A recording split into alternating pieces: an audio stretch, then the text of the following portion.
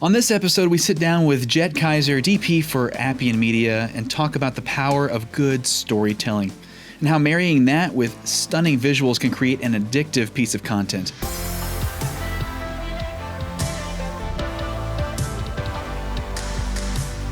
Welcome to inRoads, where we talk about the why of Appian Media and how you can use the technology of today to spread the timeless message of the Bible. Learn more about us and watch our free video series at appianmedia.org. Jet, welcome. This is exciting that you're here. Craig, it's also exciting that you're here. I'm excited. You're here all the time, though. But yeah, no, this is a big deal. So first, tell us a little bit about yourself. Oh man. I mean, you're married, so it's not dating. Oh, okay. So this isn't no long walks on the beach or anything like that. It's just I do enjoy professionally. That. Keep it professional. That's very hard for me. You know that. No, I'm Jet Kaiser. I had the fortune to work as a DP so far with the bigger Appian Media projects, but I got my start in the video industry shooting weddings. Actually, when you're a corn-fed Hoosier growing up with an interest in video, it's like, well, what do? You can either move to the West Coast and try to make it big, or you can start shooting friends' weddings, and that's exactly what I started doing. And he's really, really good at it. I'm going to throw that out there. Being a corn-fed Hoosier, or this guy's wedding videos, stellar work. I almost want to get married again to my wife so that we can hire him to actually get a decent. We do vow renewals as well. Yeah, done. Yeah. Done. No divorce videos yet. So. but over the years, people started asking, well, do you do commercials too? And it's like, well, I can, but I don't. And so we created another brand to do commercial works under. And now actually we're doing way more commercial corporate stuff than weddings. So that's really how we spend most of our time. And when I say we, I'm talking about my wife, Danny, and I. It's a husband and wife business. Yeah. So that's great. So when we talk about storytelling, and I know you and I have had lots of conversations about storytelling and the importance of it, why does it matter? Why is storytelling important to not only what we do at Appian Media, but just in general? Why does storytelling matter? Well, hasn't mankind always been interested in telling stories? So no matter what it is, no matter if we're talking about Appian Media or wedding videos or commercials, I believe that story is the ultimate element of creating compelling content. You can have the best camera in the world, you have beautiful actors that arrive on time, but if you have no story, it's empty. It's absolutely empty. Yeah. And you can never use technology in the place of story because it only gets you so far down the road. Yeah. And I totally agree with you. This is how mankind has been sharing information from the beginning. Storytelling, before there was written language, before we were able to communicate in that way, we passed things along generationally, families sharing their traditions. Storytelling is still potent and powerful. And we read about that in the Bible when God instructs the Israelites to pass down the stories about them being rescued out of Egypt and other things through the generations to their kids, and then their kids pass it down to their kids. And so it's a powerful tool. Yeah. But the tools change. The tools change, but story remains. Yeah. And we never want to lose sight of the story, because when you start to lose the story or forget about it amongst all the different tools, you've already been defeated. Hollywood, anyone? Right? Where you're like, clearly they were just trying out a new computer animation technique here. Clearly they were just trying to show off the actors' ability here, and they you can see right through it. Story gets not what it should, and it's hard to see. So talking about the changing tools, because you're right, the tools do change, and this industry, especially at the moment, is changing really fast. We're going from what we saw 40, 50 years ago, where cameras were expensive and lighting equipment was expensive. And like we will talk about, Hollywood is the gatekeeper for a lot of content, to a day and time where you can go out to your big box store and buy a camera and you can put your stuff on YouTube. How is the industry changing? And then how does story still fall into that and make a difference? Mm-hmm.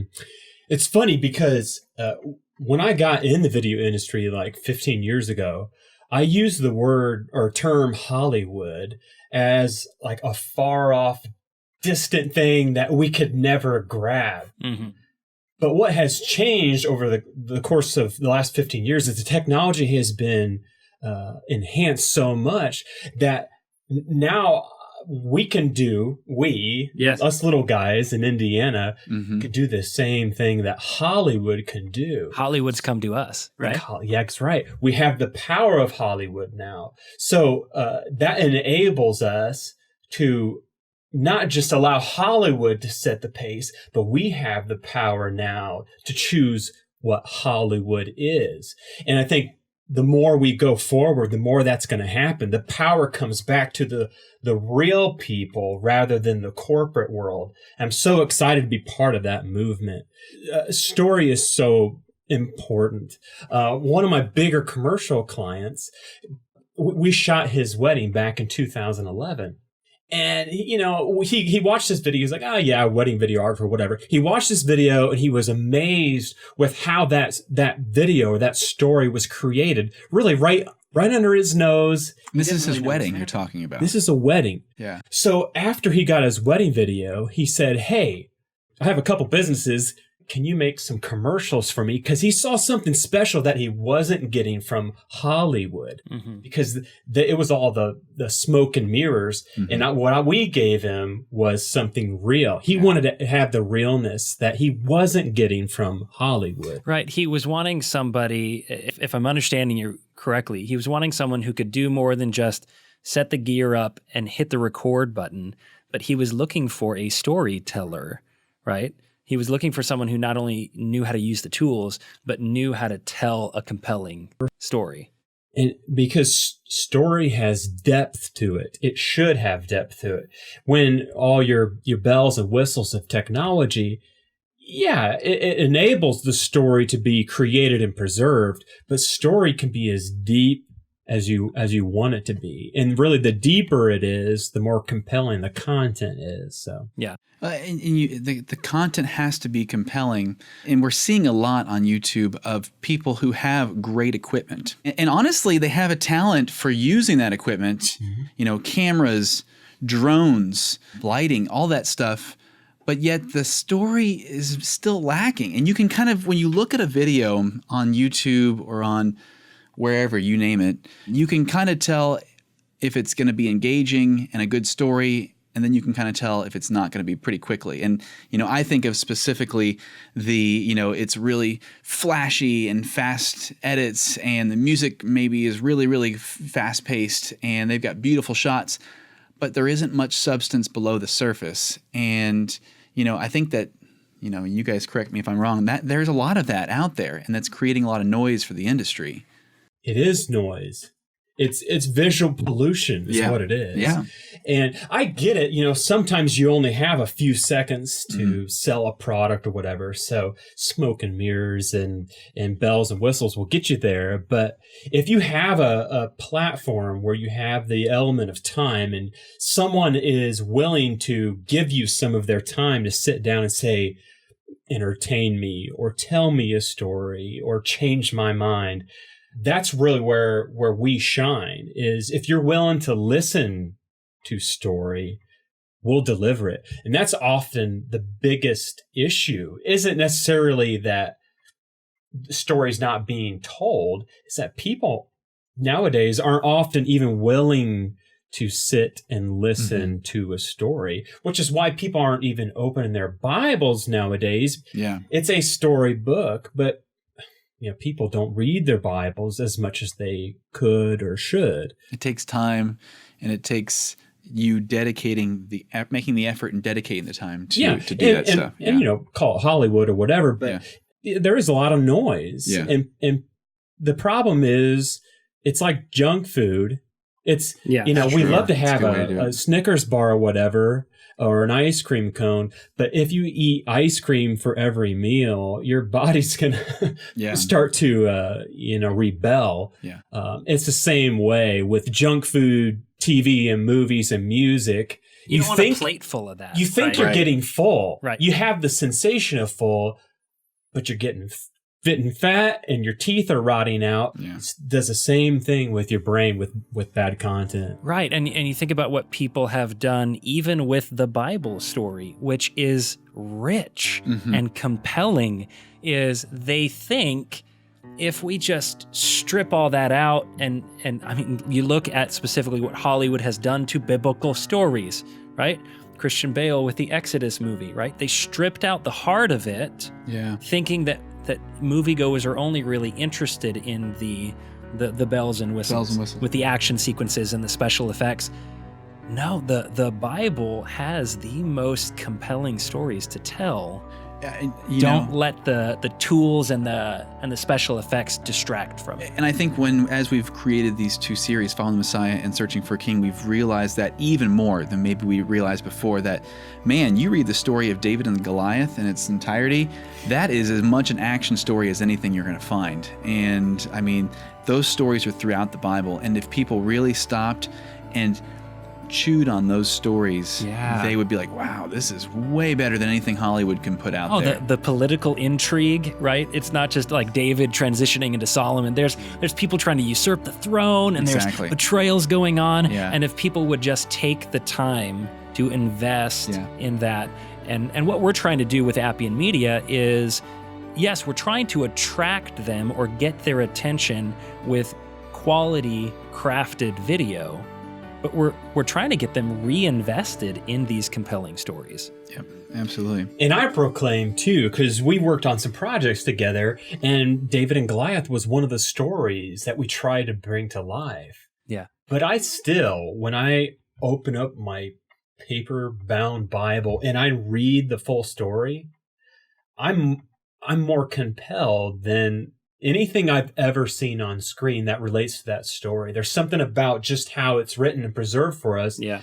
So, we're not trying to be a distraction to that, but we're where the people are. The people are, they're always looking at a screen. If we can take that and say, here's something worthwhile, here's something that's going to benefit you now, the rest of your life, and then the life to come. So it's all about getting people back to the word and not replacing it. Right. And we did that with the Valley of Elah. You remember? We got Barry and Jeremy in the valley, and what did we have them do?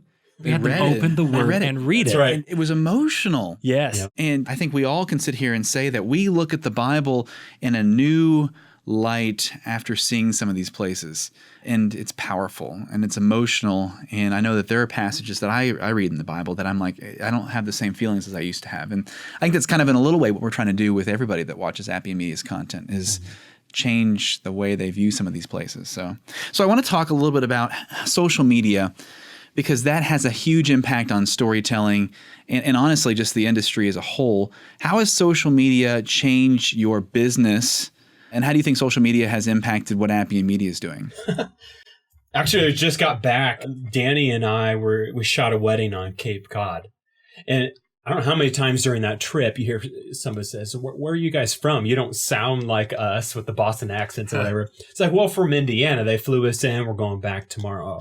Like, how did they find you? And sometimes I never know how to even answer that, because the power of the internet enables me sitting in Greencastle, Indiana, and I can have people fly me to the coast all the time for work. Because if you make a good piece of content and you send it out on the internet, you never know who's going to watch it. So that's the power of the internet. Is it is an outlet.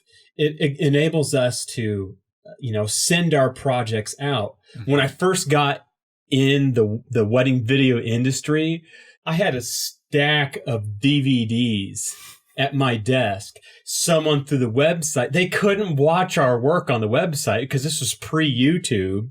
And so wrap your brain around that one. I'm selling a product that you can't see unless I mail it to you. Wow. That was horrible. Remember, but humble beginnings. It makes thankful for the technology that exists today. There's no excuse to not have your content in front of people anymore. I'm so grateful to have that. And in a certain way, I look back at the old cutting room floors and the dark rooms and all these crazy things that people had to do to make content. Yeah. And now I have a camera, reusable media. That's amazing. And once you buy a camera, it can give you thousands and thousands of dollars worth of work. The technology is amazing, but the internet, social media, if you make a good product for someone, a business or a bride and groom, what do they do with it? They don't keep it to themselves. They share it. Yeah. And they share it with the world. And sometimes, I'm friends with brides and grooms that we've worked with, and, they share your wedding video. So, you go look at the comments and think, well, what are people saying about our work or whatever? But then you'll see the same person inquire because they're getting married next year, or someone that sees a video on Facebook and they say, hey, I'm a dentist or whatever. I need commercial stuff too. It's absolutely amazing what's before us. Yeah. I mean, really, the stage is set for Christians to use these things. YouTube has been created. Use it. Yeah. Social media networks, they're changing, right? Some are going to the wayside. Some are taking their place, but they're there. Use them. And that's really what fired Stu and I up about this originally was the tools are right in front of us. They're easily accessible, and the distribution methods are right there in front of us. All we have to do is produce quality, biblically accurate content and set it out on those roadways. And not be afraid, because I think there's a lot of fear in that. Like, when you think about what the transitions that a lot of churches are going through, like, can we show video in our congregation? Right. It's like, it's 24 pictures a second with sound. Of course you can. There's nothing wrong with it. So, I'm always trying to remove the fear from whatever situation is, whether it's on a set or, for churches to take the plunge and decide that, we can put our sermons online. We can have Bible classes that show video. There's just no reason not to. Yeah, no, it is. So, we're going to take a quick break. When we come back, we're going to talk about what the recipe is for good storytelling. Yeah, give our audience a few tips about how they can produce some good story. But we want to stop and take a break and talk about One Boat Rescue Boats. And we're thrilled to have them as a sponsor for this week's podcast. They're based in Athens, Alabama, and make multi-purpose rescue boats for fire departments, military use, and other public servants. Thanks to One Boat Rescue Boats for sponsoring the inRoads podcast. Visit their website at theoneboat.com. You can also find more information about our sponsors in this episode's show notes. So real quick, in the few minutes that we have left, let's talk about the recipe for a good story. Let's cook up something in Jet's kitchen. And, how's Appian Media using that? Sprinkle it with a little bit of shawarma spice. Absolutely, some shawarma spice in there. Lots of shawarma spice. Yeah, well, I think what's maybe most important for us is not to lose sight of the story that exists. It's not that we are creating the story to tell. The story is already there. It's already in our books. It's been there for 2,000 years. Don't reinvent the wheel. So I think for us, when we're telling stories about, Bible people, I usually don't like to use the word Bible characters, because we're going to talk about some fictional play. They're not characters. These are real people. Jesus is not a character that is portrayed in a storybook somewhere. But these are real stories. These are real events that happened. So it's really about turning the spotlight on those people, giving them an opportunity for their stories to be told. I think that's the most important thing that we can do, is to not let ourselves get in the way of the story and not lose sight of it. Yeah, no, I think you're absolutely right. And, I think I'm always thankful for the fact that we may be the content creators. We may be the ones that are doing the storytelling, but really it's not original content. No. We're going straight to the pages of the Bible and sharing this with people through the medium that we know really well. Yeah, so, and doesn't that takes a huge weight off of my shoulders, It does. right? Will this resonate with people? Well, as It's long as we proven to do resonate the with thing people. justice, Yeah. we know that the gospel is the thing that will resonate with people. Absolutely. All we have to do is do our humble part to do that story justice. It's presenting it. And isn't that kind of what the gospel does, right? It takes the pressure off of you. When you say you're trying to evangelize and share the gospel, you don't have to have all the right things to say, because you just have to let the gospel speak for you. Right. And if you can help someone say, here's in your Bible, or open up your Bible and say, here's a story of a man that died for you, that paid for your sins. All you have to do is point to that. It's not your story. Mm-hmm. It's not your gospel. It's the good news of Jesus Christ. So that, for me as a storyteller in the visual world, when you're talking about, Bible lands and trying to tell stories of Bible people, just get out of the way of it. Yeah. Don't create a blockade. Right. And don't try to make it something it's not, because it is compelling enough. You just need to highlight it. And I think that God has created us with the ability to use our talents to compel people through the Bible. He's given us the creative ability. Mm-hmm. We need to use it to tell the story of the Bible. And I think, oftentimes it's easy to forget that God's the ultimate creator, and he created us, and he gave us the ability to do this and tell these stories. And so I think that's what we need to do. So, lastly, I want us to talk a little bit about how we've harnessed that power to tell good stories, because that's what Appian Media is doing, is we're taking the Bible and we're using those good stories to harness power and share it with the world. So what do you think about that? Mm-hmm. I think about the story that we chose to tell first. Oh, yeah, right. Right?